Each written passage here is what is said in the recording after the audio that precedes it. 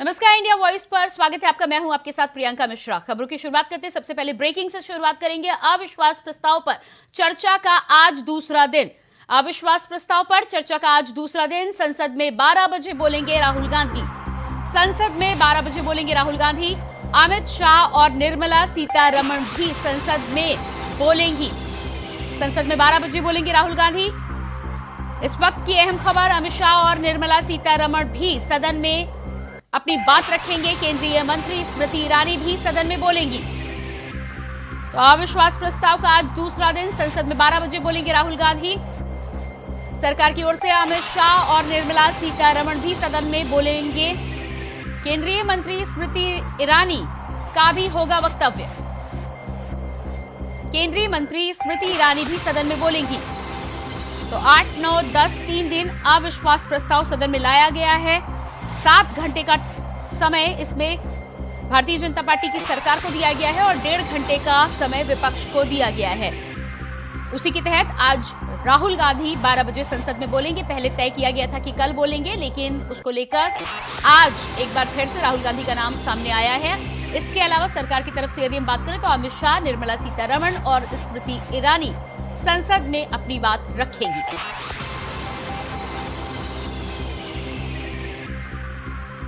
इस वक्त की बड़ी खबर आप अपने टेलीविजन स्क्रीन पर देख पा रहे हैं। अविश्वास प्रस्ताव का दूसरा दिन। संसद में 12 बजे बोलेंगे राहुल गांधी। अमित शाह और निर्मला सीतारमण भी सदन में रखेंगे अपनी बात।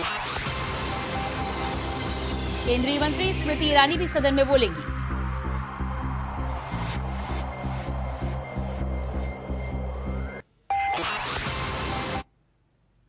और इसके बाद आइए आपको सीधे लिए चलते हैं लोकसभा, जहां पर अविश्वास प्रस्ताव पर बहस शुरू हो चुकी है।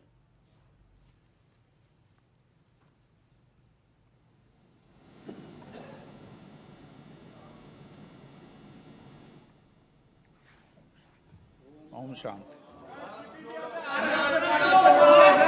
प्रश्नकाल question number 281 Shrimati locket Chatterjee. धन्यवाद अध्यक्ष महोदय। Question number 281।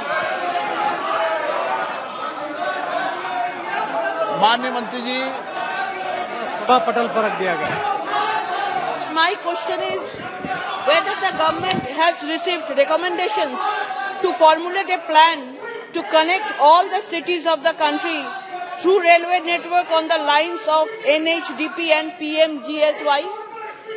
If so, the details thereof and the action taken thereof. and please, Whether please. the government proposes to fix any time limit for the expansion of rail network. If so, the detail thereof.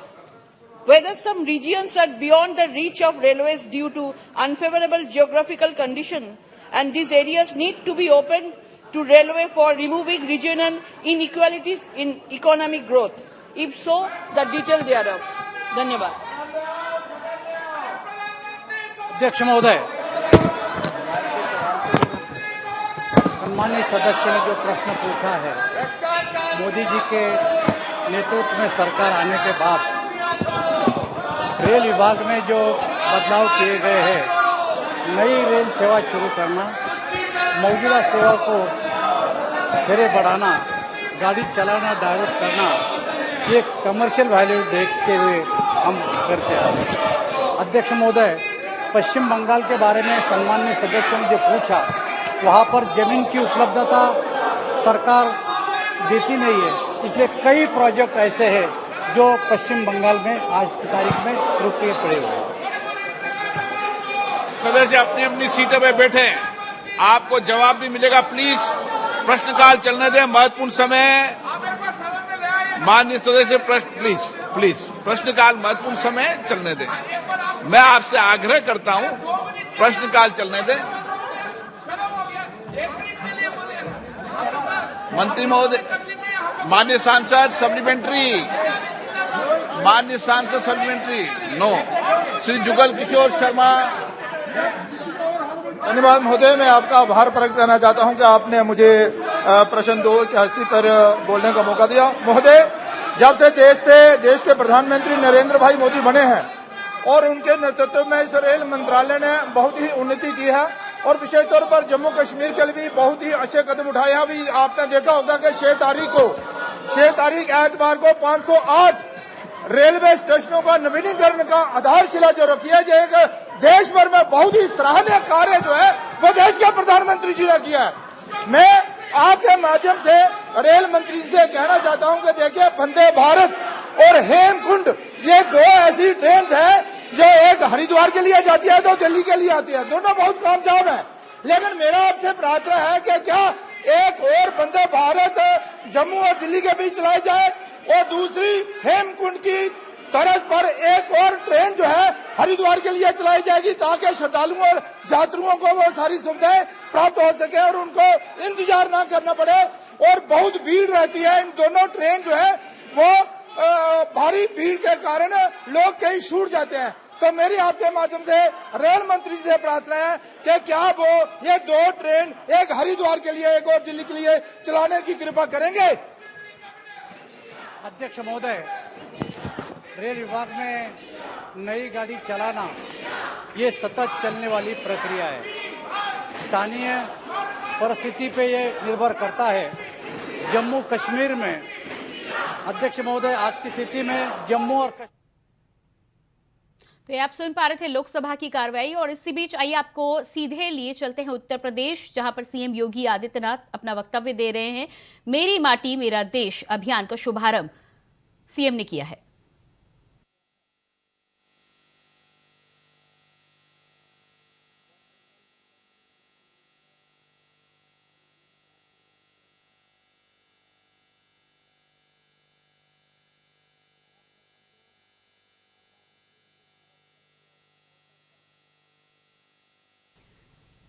इस समय भाषण दे रहे हैं। अभियान का शुभारंभ हो चुका है और लगातार उत्तर प्रदेश में जिस तरह से योजनाओं का शुभारंभ हो रहा है, ऐसे में आज मेरी माटी मेरा देश कार्यक्रम का शुभारंभ हुआ है। कार्यक्रम के दौरान सीएम योगी संवाद करते हुए अपनी बात रखते हुए, इसके अलावा आपको बता दें काकोरी ट्रेन एक्शन में वीरों को भी नमन किया मुख्यमंत्री योगी आदित्यनाथ ने। तो सीएम योगी आदित्यनाथ को आप लाइव देख पा रहे हैं। मेरी माटी मेरा देश अभियान का शुभारंभ उत्तर प्रदेश में किया गया है, उत्तर प्रदेश की सरकार के द्वारा।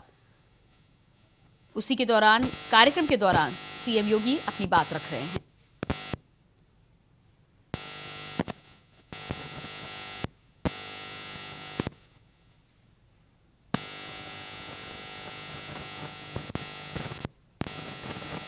लगातार आप तस्वीरें देख पा रहे हैं, उत्तर प्रदेश की तस्वीरें हैं। सीएम योगी आदित्यनाथ आपकी टेलीविजन स्क्रीन पर इस समय मेरी माटी मेरा देश कार्यक्रम का शुभारंभ उत्तर प्रदेश में किया गया है। और लगातार 2024 के चुनाव से पहले उत्तर प्रदेश में भी विकास को लेकर उत्तर प्रदेश सरकार सजग नजर आ रही है। इससे पहले कल मॉनसून सत्र में भी सीएम योगी आदित्यनाथ ने शिक्षा से जुड़ी जानकारियां दी थी।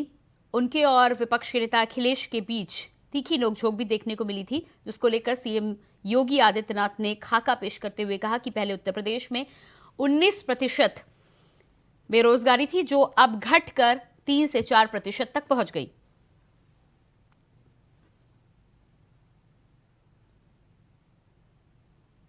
तो उत्तर प्रदेश के बाद एक बार फिर से आइए आपको सीधे लिए चलते हैं लोकसभा, जहां पर कार्रवाई चल रही है। बदलाव आता गया तो उन्होंने सवाल पूछा है कि बेस्ट क्वालिटी का कॉटन कैसे मिले, उसके लिए बीज कैसे मिले। पहली बार ऐसा हुआ होगा कि दो मंत्रालय के दोनों मंत्री, एग्रीकल्चर मिनिस्टर और टेक्सटाइल मिनिस्ट्री, दोनों साथ में मिलकर जो स्टेक होल्डर है उनके साथ में मीटिंग करी, इकोसिस्टम से बातें करी। तब जो आज़ादी को इतने साल के बाद जो ये हंगामा हो रहा है, उनको जो करना चाहिए था कि किस तरह से बेस्ट क्वालिटी का कॉटन उत्पादित हो जाए, उसकी बिक्री बढ़े, उसको छोटी सी जगह में सबसे ज्यादा अच्छी कॉटन हो जाए, उनको बीज जो है इजिप्शियन कॉटन जैसा वो मिल जाए, लेकिन वो उनको करना नहीं है। तो हम लोगों ने किसानों की आय दुगना करने के लिए ये एग्रीकल्चर मिनिस्टर के साथ मिलकर पूरी वैज्ञानिक ढंग से ये पूरी सिस्टम बनाई है। और उन्होंने जो प्रश्न पूछा, जो कापड़ बनने के लिए जो उन लोगों को कच्चे कपास की आवश्यकता होती है, वो सीसीआई के माध्यम से जहां हमारे सेंटर लगे हैं, जिसमें किसानों की आय एमएसपी से ज्यादा, जो साल में एक बार कपास की कीमत डिसाइड की जाती है, तो उसको इसके साथ में उनके संचालन के लिए हम लोगों ने कॉटन कॉरपोरेशन ऑफ इंडिया बनाया है। मिनिमम सपोर्ट प्राइस के माध्यम से उनको ये उपलब्ध कराया जाता है। बाद में ये चीज वीविंग में होकर कपड़ा बनकर, स्पिनिंग होकर कपड़ा होकर बाहर निकलती है। Question number 285 doctor Amol Ram Singh कोले, श्री कुलदीप राय शर्मा। माननीय मंत्री जी, उत्तर सभा पटल पर रखा हुआ। Question number 286 Ravneet Singh. माननीय मंत्री जी,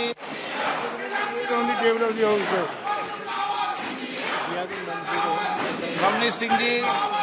क्वेश्चन नंबर 287 श्री कृपानाथ मल्ला। माननीय मंत्री जी, सभा पटल पर रखा हुआ है। माननीय सदस्य, question number 288 Shri YS Avinash Reddy. Question number 288 sir. माननीय मंत्री महोदय,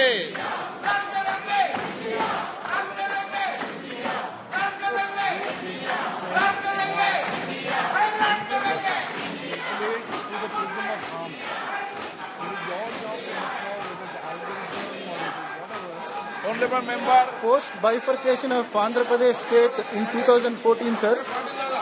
What specific measures are being taken up by the government of India to promote industrial growth in Andhra Pradesh? In the Bifurcation Act, it was mentioned that steel plant would be set up at Kadapa, and the then Honorable Prime Minister assured in this August House that special category status will be given to the newly formed Andhra Pradesh for 5 years period, for which the then opposition party and the present ruling party demanded special category status for AP for 10 years period. In view of the above, may I know from the Honorable Minister what specific steps were taken to fulfill the above assurances of Kadapa steel plant and special category status for Andhra Pradesh in order to promote industrial growth, sir?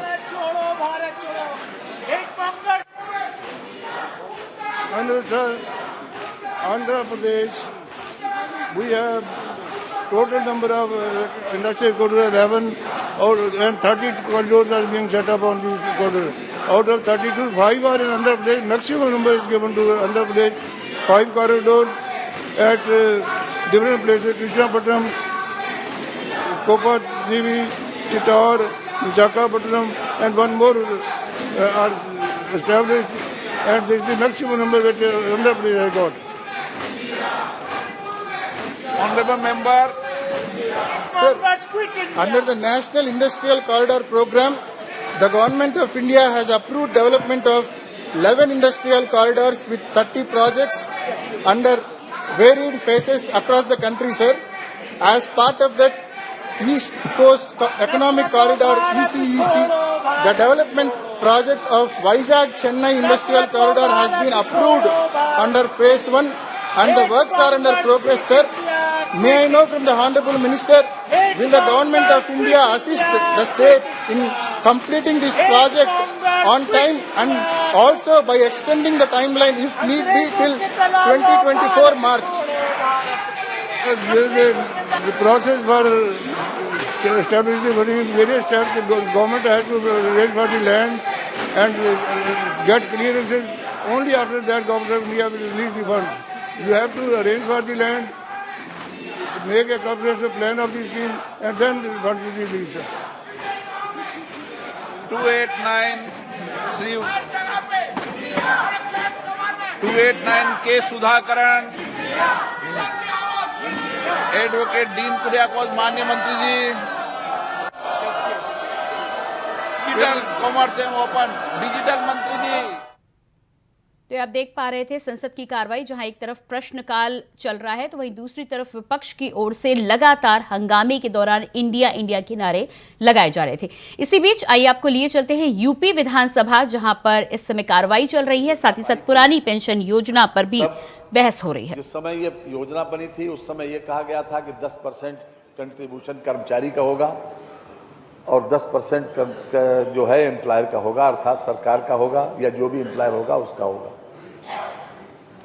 लेकिन बाद में 2019 में इसको बढ़ाकर सरकार की तरफ से जो कर्मचारी का कंट्रीब्यूशन था वो 10% ही रहा और सरकार ने कर्मचारियों के हित में इसको बढ़ाकर 14% कर दिया।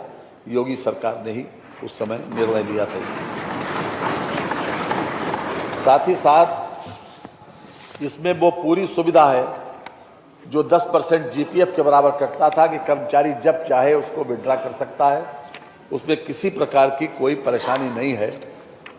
जब जिस समय वार्ता हुई थी नई पेंशन और पुरानी पेंशन की स्कीम के बारे में 2019 में, तब उस समय मैं भी था, उस समय कर्मचारी नेताओं ने ये मांग की थी कि हमें 8% जो निश्चित है उसके ऊपर इंटरेस्ट या जो भी उसका प्रॉफिट है वो मिल जाए।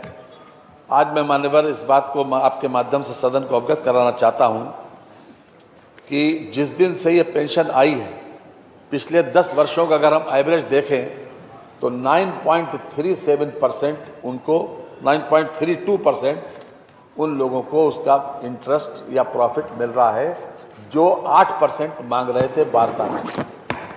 इसके साथ मान्यवर जो चीज़ें हम दे रहे हैं नई पेंशन में, ग्रेच्युटी की व्यवस्था यथावत है, उसमें कोई परिवर्तन नहीं है मान्यवर। अवकाश नकदीकरण की व्यवस्था यथावत है, सामूहिक बीमा की व्यवस्था यथावत है जो पुरानी पेंशन में थी। इसके साथ जो चिकित्सा व्ययपूर्ति जो है उसका शासनादेश जल्दी हो जाएगा, उसके एज ए पॉलिसी वो निर्णय हो चुका है। तो मेरा कहने का तात्पर्य यह है कि हम किसी भी तरीके से जो नई पेंशन स्कीम है उसमें इनको प्रॉफिट कम नहीं है, वो इस उद्देश्य से बनाया गया था कि कर्मचारियों को किसी प्रकार से नुकसान में न रहे और उसके जो फंड मैनेजर है 85% पैसा इनका गवर्नमेंट सिक्योरिटीज में इन्वेस्ट होता है, मात्र 15% पैसा जो है वो ऐसे फंड मैनेजरों के हाथ में है कि जो किसी प्रकार से जिनके ऊपर न तो शंका की जा सकती है और न ही उनसे ये उम्मीद की जा सकती है कि उन किसी प्रकार से कर्मचारियों के अहित में काम करेंगे। तो 85% तो गवर्नमेंट के सिक्योरिटीज में, उसमें किसी प्रकार का कोई हीला वाला नहीं। जो 15% के फंड मैनेजर हैं वो ये हैं भारतीय state bank, pension fund private limited, भारतीय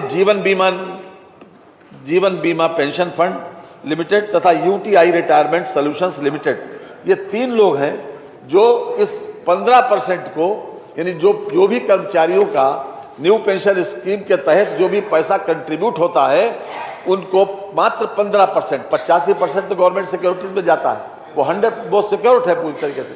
15% पैसा जो है ये इन फंड मैनेजरों के माध्यम से उन ऐसी कंपनीज में लगाया जाता है कि जिसमें सिर्फ प्रॉफिट होने की उम्मीद 99% है। अब इसी नहीं, चूंकि सुनिए पूरा, हमने बीच में बोले नहीं, बीच में तो हम आपको सबका पूरा सवाल, सभी लोगों को अवसर दिया, सुनिए पूरा। जिस समय ये व्यवस्था लागू हुई थी उस समय त्रिपुरा इसमें शामिल नहीं था। अब 2018 से त्रिपुरा भी नई पेंशन स्कीम में शामिल हो गया। इसके सुन लें पूरी बात।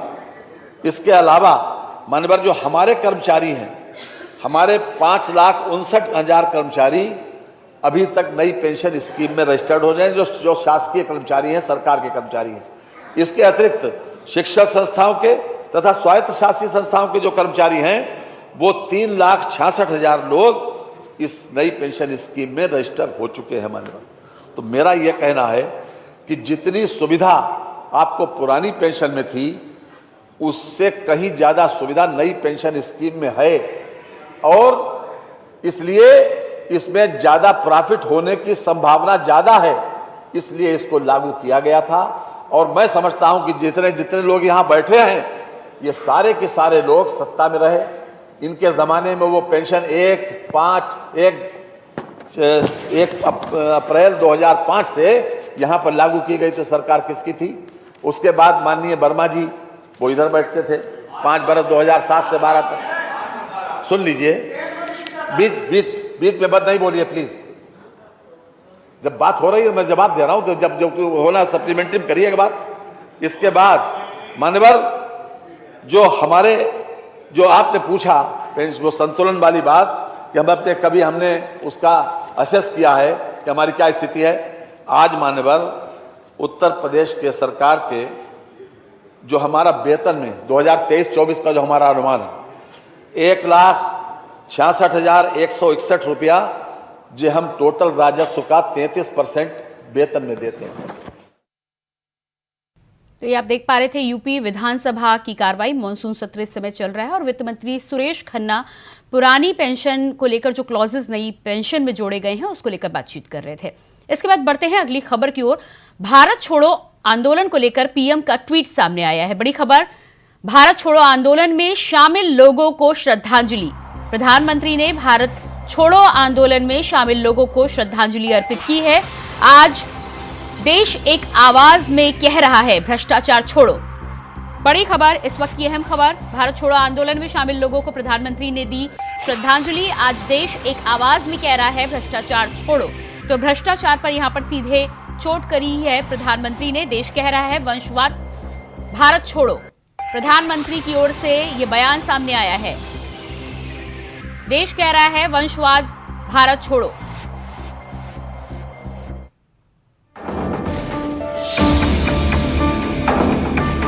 आज हमारे सामने विकसित भारत निर्माण का स्वप्न है, संकल्प है। इस संकल्प के सामने कुछ बुराइयां रोड़ा बनी हुई है। इसलिए आज भारत एक सूर में इन बुराइयों को कह रहा है quit India. Corruption quit India, यानी भ्रष्टाचार इंडिया छोड़ो। डायनेस्टी क्विट इंडिया, यानी परिवारवाद इंडिया छोड़ो। अपीजमेंट क्विट इंडिया, यानी तुष्टीकरण इंडिया छोड़ो। इंडिया में समाई ये बुराइयां देश के लिए बहुत बड़ा खतरा है, देश के लिए बहुत बड़ी चुनौती भी है। मुझे विश्वास है हम सभी अपने प्रयास से इन बुराइयों को समाप्त करेंगे, परास्त करेंगे और फिर भारत की विजय होगी, देश की विजय होगी, हर देशवासी की विजय होगी।